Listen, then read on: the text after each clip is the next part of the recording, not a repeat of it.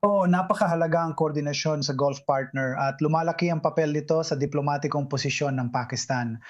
Ang mga bansa tulad ng Saudi Arabia, Qatar, alam mo, sila ay nananatiling napakahalagang stakeholder sa katatagan ng reyon.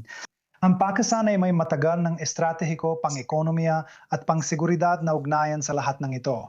Kaya sa kasalukuyang sitwasyon, ang Islamabad ay malawakang nakikita na isinasaalang-alang ang pananaw ng Gulf sa kanilang estratehiya ng pakikipag-ugnayan sa Iran. Kumikilos tayo para sa US, tinitiyak na ang diplomatikong hakbang ay nakaayon sa layunin ng regional na pagpapababa ng tensyon, hindi lang basta nag-iisa.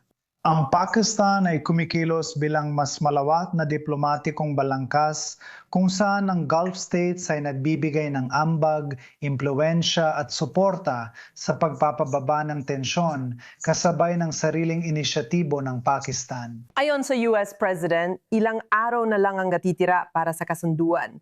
Ano pa ang magagawa ng Pakistan para matugunan ang natitirang malalaking puwang? Nagamit na ba nila lahat ng paraan? Sa tingin ko, hindi. Hindi pa ubos ng Pakistan ang diplomatikong paraan nila. Traditional na maraming antas ang kanilang paglapit, pinaghalo ang formal na diplomasya, mga lihim na mekanismo at pakikipag-ugnayan sa mga stakeholder tulad ng China, Russia at mga bansa sa Gulpo.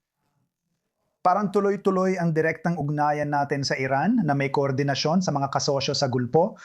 At syempre, alam mo, may istrukturadong back channel na komunikasyon din. Kabilang sina punong ministro Shahbaz Sharif at Nisar Khan sa sibilyang pamunuan na mahalaga sa pagpapanatili ng ugnayan sa mga usaping ito. Sa tingin ko, bukod pa rito, ang Pakistan, alam mo, umaasa ang Pakistan sa hindi ganong nakikitang pero napaka-epektibong paraan tulad ng komunikasyon sa antas ng intelihensya, dialogo sa pagitan ng mga aparatong pansiguridad at alam mo, kasama ang Iran.